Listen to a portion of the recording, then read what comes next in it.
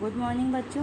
आज हम शिक्षिका द्वारा प्रतिवर्ष बजट का प्रदर्शन जो हमारा चैप्टर चल रहा था उसे हम आगे कंटिन्यू करेंगे।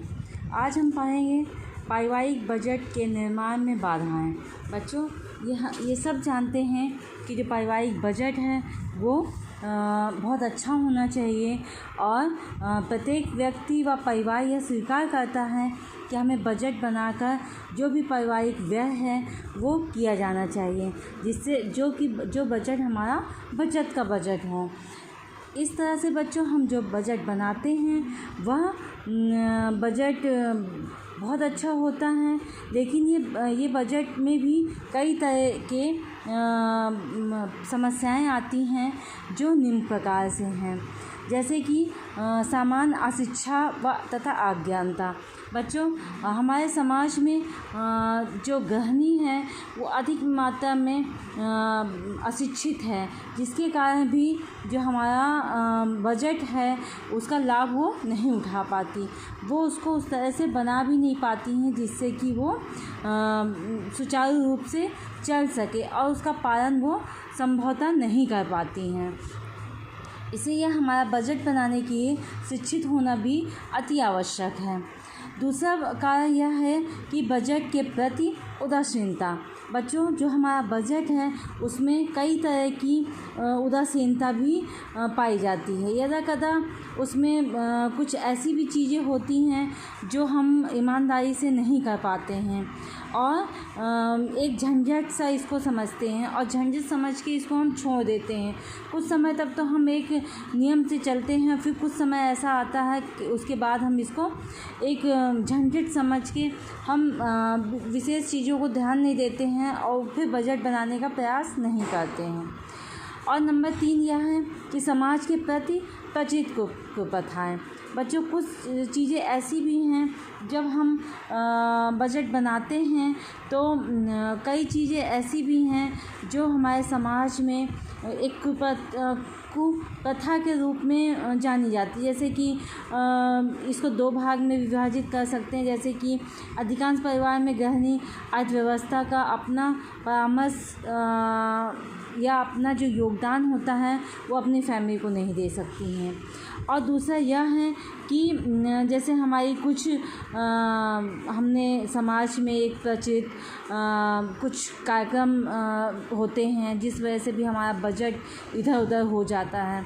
जैसे कि हमारे समाज में प्रचलित है कन्या छेदन, जन्मदिन, विवाह, अंत्येष्टि संस्कार व सामाजिक प्रतिष्ठा को प्राप्त के लिए हम अनावश्यक व्यय करते हैं, जो कि हम कभी कभी हमें उसके लिए उधार भी लेना पड़ता है और हमारा बजट असफल हो जाता है। इसलिए बच्चों जब भी हमारे समाज में जब तक ऐसी कुप्रथाओं को हम मानते रहेंगे तब तक हमारे समाज में ये बजट हमारा सुचारू रूप से संपन्न नहीं हो पाता है। बच्चों ये हमारे थे जिनकी वजह से हमारे बजट में बहुत सारी बाधाएं आती हैं। अब इसके आगे हम करेंगे जो हमारा पारिवारिक बजट है उसको बनाने के क्या नियम हैं या इसकी क्या सिद्धांत है। बच्चों आप ये सभी जानते हैं कि हम जब बजट बनाते हैं तो उसमें विशेष बातों का ध्यान रखते हैं जो निम्न प्रकार से हैं, जैसे कि परिवार की कुल आय का सही ज्ञान। बच्चों जैसे कि हमें पता होना चाहिए कि हमारे परिवार का क्या मुख्य आय है और कहाँ कहाँ से हमें ये आय का स्रोत है, जिससे कि हमारा जो बजट है वो सही से बन सके और हम उस पर ध्यान दे सकें। इसी प्रकार बच्चों दूसरी हमारी जो प्रथा है या जो हमारा सिद्धांत है वो मूलभूत आवश्यकताओं का निर्माण। बच्चों जैसे कि जब हम बजट बनाते हैं तो हमारी जो मूल आवश्यकताएं हैं हम पहले उन पे खर्च करना चाहिए, उसके बाद ही हमें दूसरी चीज़ों का ध्यान देना चाहिए, दूसरी चीज़ों को सम्मिलित करना चाहिए।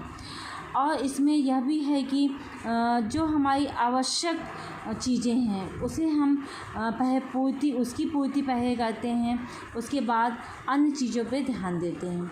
नंबर 3 है बचत की व्यवस्था संबंधी सिद्धांत। बच्चों हम जब तक एक बचत का सिद्धांत नहीं बनाएंगे या अपने बचत का प्रावधान नहीं रखेंगे, तब तक भी हमें कितनी हो और कितने भी कठोर हों या निश्चित नियम क्यों ना हों, वो हमारे टूट जाते हैं। बचत करने के लिए कुछ प्रयास करने चाहिए, इससे कि हमारी जो महत्वपूर्ण आवश्यकताएं हैं वो व्यय करने के बाद भी हम कटौती कर सकें और कुछ बचा सकें। नंबर 4 है आकस्मिक आवश्यकताओं के लिए व्यवस्था। जैसे कि हमें कभी कोई दुर्घटना हो जाए या कोई बीमार हो जाए या किसी प्रकार की ऐसी घटना घट जाए कि हमें धन की आवश्यकता हो, उसके लिए भी हमें अपनी आकस्मिक आवश्यकताओं की पूर्ति के लिए भी व्यवस्था करनी होती है और हम अपने व्यय में से ही बचत करके उसके लिए बचा के रखते हैं, जिससे कि हमारे आने वाले समय में या परेशानी के समय में वो हमारे लिए अच्छा कार्य करे या हमारे लिए अच्छी वो बचत हमारे काम आए। नंबर 5 है भविष्य के नियोजन संबंधी सिद्धांत। बच्चों, जैसा कि हम जानते हैं कि हमारा जो सफल पारिवारिक बजट है, उसके निर्माण के भविष्य के लिए भी हमें नियोजित सिद्धांत को ध्यान में रखना होता है। बच्चों, उच्च शिक्षा के लिए, मकान बनाने के लिए या बेटियों की शादी के लिए भी हमें कुछ ऐसे भविष्य के लिए भी कार्य करने होते हैं, जिसके लिए भी हमें पर्याप्त व्यय की ज़रूरत होती है। उसके लिए भी हमें बचत करके ही अपनी ज़रूरतों को पूरा करते हैं। नंबर 6 है बजट का लचीलापन।